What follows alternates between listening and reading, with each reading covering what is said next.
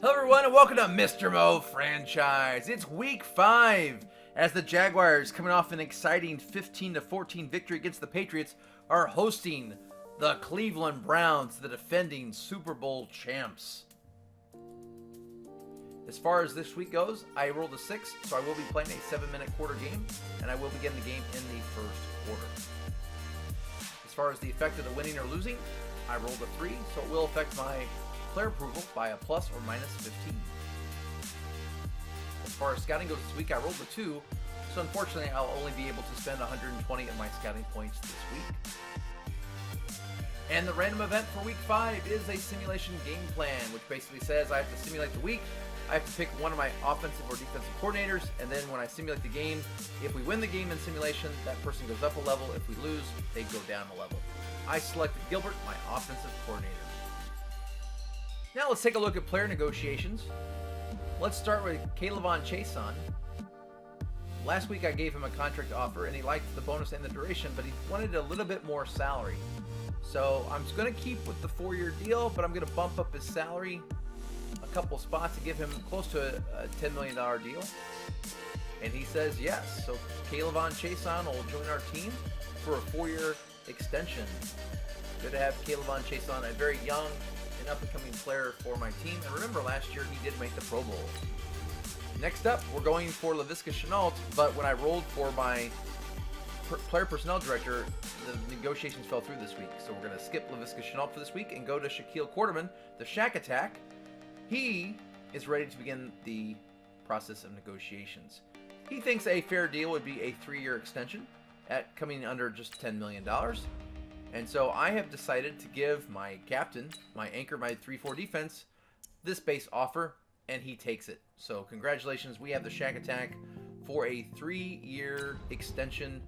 Good to see the Shack Attack joining. And this week, Jamari Peacock is rejoining our team after he has fulfilled his suspension of his disruption. If you remember, he did get mad at my coach. So this is a simulation game, so my plan for today is just to basically run through the first 3 quarters at fast speed, and then for the 4th quarter, I will slow it down to normal speed and sort of game cast from that without as much details as normal. But still, we do have some rain here in Jacksonville. We've had a lot of rain this year. It hasn't been the best of conditions for us as we've had some issues holding on to the ball. But we are taking on the defending Cleveland Browns, defending Super Bowl champions, and we're going to fast forward through the first quarter, and we get out to the board early and take that 7-0 lead.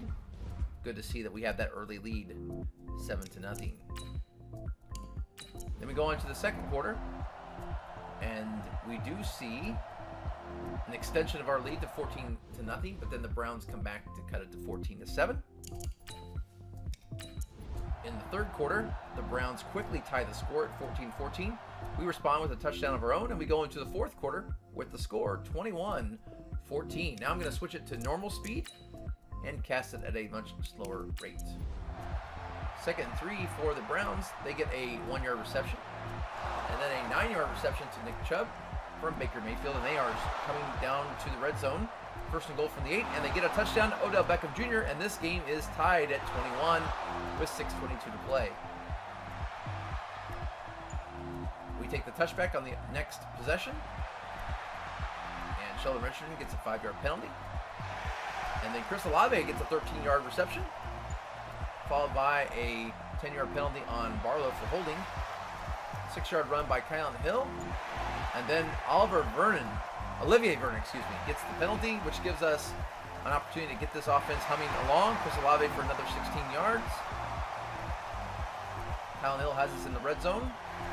Another run into the 9. And then a touchdown pass from Gardner Minshew to Laviska Shenault. And we take the 28-21 lead with under 4 minutes to play. Can our defense prevail against the defending Super Bowl champs?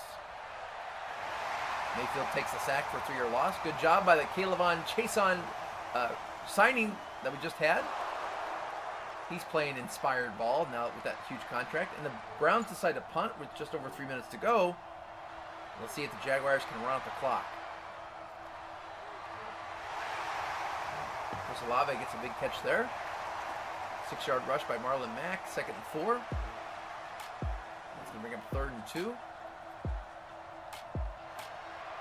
And Marlon Mack is able to get the first down rush. 4 yards more for Marlon Mack as we continue to try to run this clock. Feels like the clock hasn't been ticking down. Some sort of Madden glitch there. But now we're down to 1:19, and we are going to punt. So the Browns have the ball with 1:13 left. Mayfield pass for 7 yards, just over a minute to play. Chubb for 12, 48 seconds to go. The Browns get it to Beckham for 20 yards, 37 seconds to go. Interception by C.J. Henderson, and that's going to seal the deal as C.J. Henderson gets the victory for the Jacksonville Jaguars. And Coach Mo is ecstatic. That's now 2 wins in a row, 3 of their last 4, and they defeat the defending Super Bowl champions. Gardner Minshew, have a day. He is called player of the game, and he knows Trey Lance is coming back next week. So what a way to hand back the reins to Trey Lance. Is there a quarterback controversy? Well, we'll have to see how Trey Lance plays next week. All right, looking at the numbers, you can see the Jaguars outpassed the Browns. The Browns did outrush them, but the 2 takeaways by the Jaguars made a huge difference today, as Minshew did a good job of protecting the football, and that leads to victories. Let's take a look at the Jaguars' stats in closer look. Minshew, 309 yards passing, 4 touchdowns to only 1 interception.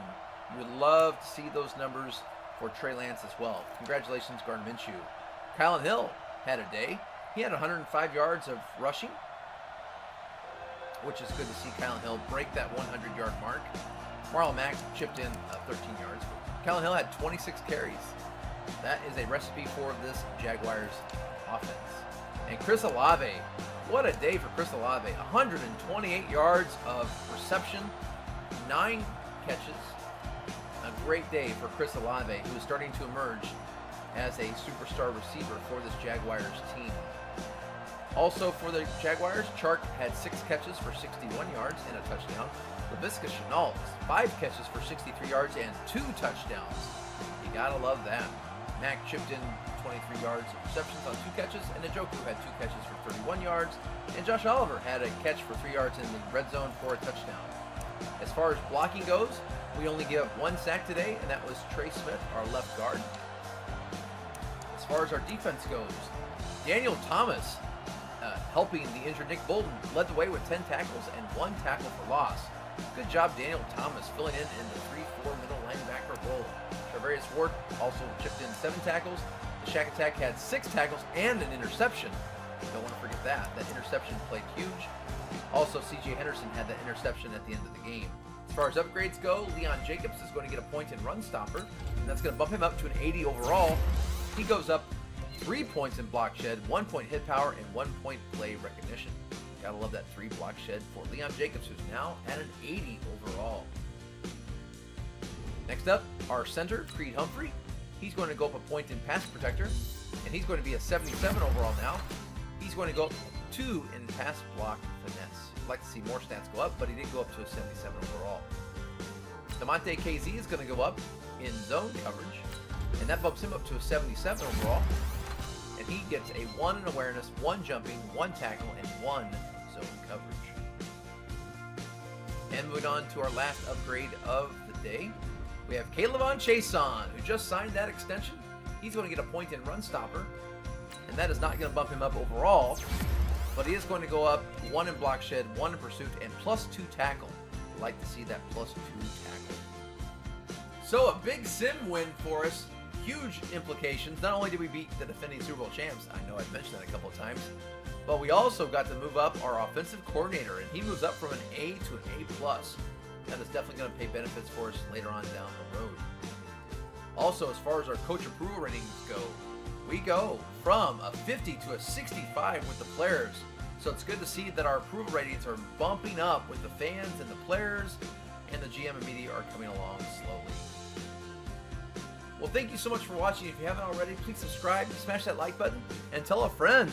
The Jacksonville Jaguars have won 2 in a row, and they are now 3-2 with a winning record. Thank you so much for watching, and have a great day.